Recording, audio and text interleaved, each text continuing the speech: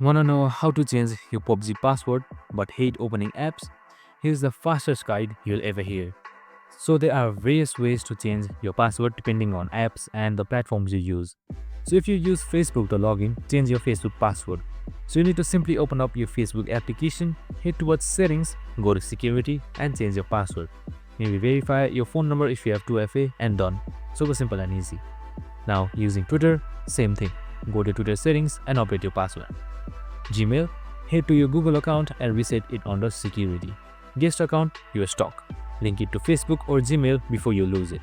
So if you want to know how to link your guest account or link any account to another Facebook or Gmail account, they have also created a video for it. So make sure to watch it. And that's it. Short, sweet, and now you know how to change your passwords. So you cannot directly change it from PUBG Mobile, but you can from your linked accounts. So I hope this video helped. If it did, make sure to like and tune in with us for more of these videos. See you in the next one. Feeling